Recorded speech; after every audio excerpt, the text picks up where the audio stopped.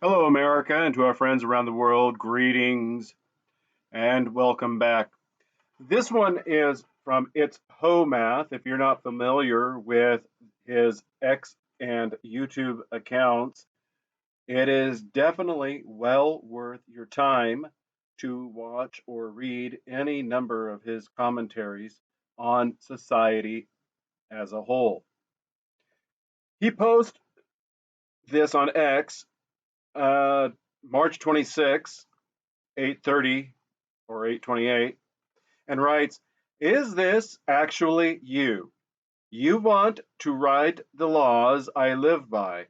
Aren't they all just going to, quote, give me that for free while I do whatever I want? And if you don't like it, you're dangerous," end quote.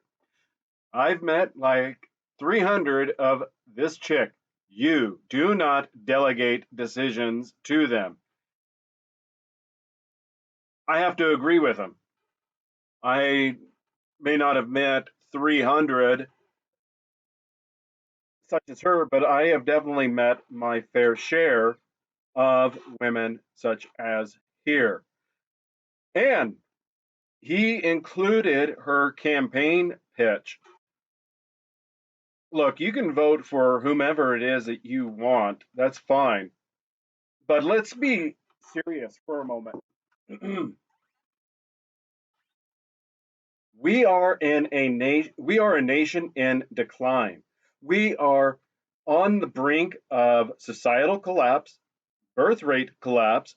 We have got a uh, war of the sexes on a high on a level that it hasn't seen since the 60s or 70s in terms of the nonsense. The abuses that have been perpetrated by women towards men are rampant and escalating if they hadn't been properly recorded, documented, and disclosed in the past, which I suspect there is a very large component that the government has had a hand in covering it up. This is a woman running for a seat in Illinois, and already right off the bat, if your knee jerk reaction is, "Oh my God, Illinois is so effed and cooked," it's because you're not following enough about Illinois to know what's going on. Illinois is much like a lot of the rest of the nation, where the largest metro area dominates the entire region or that state's politics. Seattle to Washington, Portland to Oregon, New York City to the entire state of New York, and Chicago or Cook County to the entirety of Illinois. I'll play for you in a moment her 2 minute video. You have to get over the fact of, yeah, but at least she looks okay.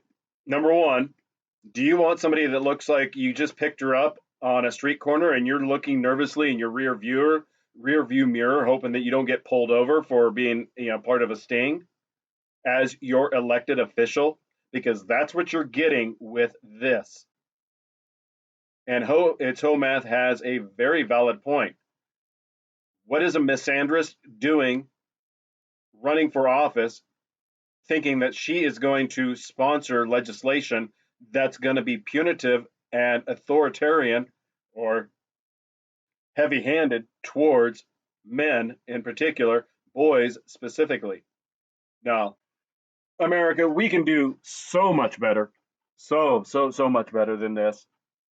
Donald Trump and Elon Musk are dismantling our country piece by piece. And so many Democrats seem content to just sit back and let them. So I say it's time to drop the excuses and grow a fucking spine. I'm Kat Abughazaleh, and I'm running for Congress in Illinois' 9th District. Unfortunately, this party has become one where you have to look to the exceptions for real leadership, as the majority work from an outdated playbook. We need a makeover, which means We need a vision that's bigger than what we've been told is possible. There is absolutely no reason you shouldn't be able to afford housing, groceries, and healthcare with some money left over. Families should have free childcare, Social Security should be expanded, and our inalienable rights shouldn't be dependent on who's in power. That means standing up to authoritarians, not shrinking away when the fight gets tough. And while current Democratic leadership might be fine cowering to Trump, I'm not. I've spent my entire career reporting on the far right and being attacked by them as a result. In fact, just a few months ago, Elon Musk's lawyers deposed me here in Chicago to ask about my mean tweets. Look, I thought comedy was legal again. This is all to say, I'm not scared of standing up to these people. I know how they think, and I know how to beat them. But my campaign itself is going to be different too, because I don't want to wait a year to help people. We're focused on meeting constituent needs with one simple rule. What if we didn't suck? My campaign and I would rather spend our money on book drives and clothing exchanges and public events than fancy fundraisers for rich donors. I also want my campaign to be as transparent as possible. That's why I'll be posting regular videos about the costs and steps of running for office. We all deserve better. We deserve human rights and financial freedom and a party that stands up to authoritarians. We deserve to thrive, not just survive. And I plan to fight for those ideals both on the campaign trail and in Congress. If you want to know more about me and what I believe, you can go to catforillinois.com. I do need to mention that campaigns cost money and ask you to contribute what you can. But I promise your donation will not be wasted on old, ineffective tactics. No spammy guilt trip texts, no focus groups to test my views, and no grifty consultants who care more about their paycheck than actually winning. It's time to challenge the status quo, and if our leaders won't do it, we will. I'm Kat Abughazaleh, and I'm running for Congress because it's time for Democrats to do more. Again, number one, I don't live in that district. So whatever you people that do end up voting for, that's on you. I am only attempting to educate and advise you. Um,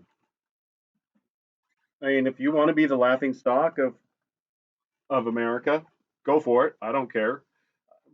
But number one, you don't just get deposed because making comedy legal again. No, there's a reason behind that, and I will leave that to you or somebody else to do the due diligence on the research because again, I don't live there. You do, and you're the ones that are going to be making that decision. Do you want somebody who's going to sit on a bar, exposing themselves like that? Is that who you want your children looking up to? Is that who you want making the rules in which you have to operate under? And for that matter, if she goes to the US House, do any of us want that? I don't. Personally, I like the fact that this, the Doge, which was created under Obama under the Digital, Information Act, is actually going through and reviewing and discovering all of this financial fraud that's going on. What I don't like is rhinos such as Mike Johnson, who's turning around and, passing continuing resolutions that aren't any better than what was being passed under Biden.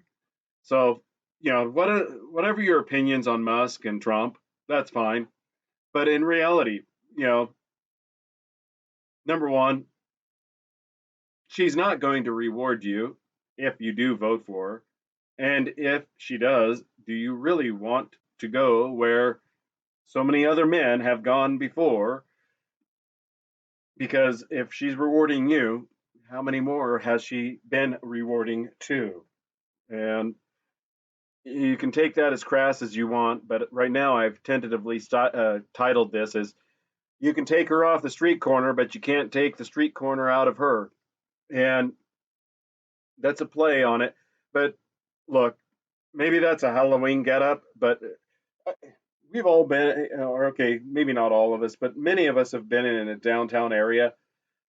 I remember going out into downtown Seattle during the week prior to Halloween, and women everywhere were wearing nothing, and not, and police were there. Not one of them got cited. It was just, yeah, no thanks. I mean, don't get me wrong. I'm just as much as attracted to women as any other, but I don't want something that's been passed around and used up, and obviously has no self-respect. And if somebody doesn't have any self-respect for themselves, I don't know the exact saying, but how can you expect somebody to respect you if they don't respect themselves? So vote however you feel you must, but do be aware there's consequences for voting, and it's not a threat, but do look into it as to find out what it was she was really deposed for, because I guarantee you it wasn't because comedy, making comedy legal again.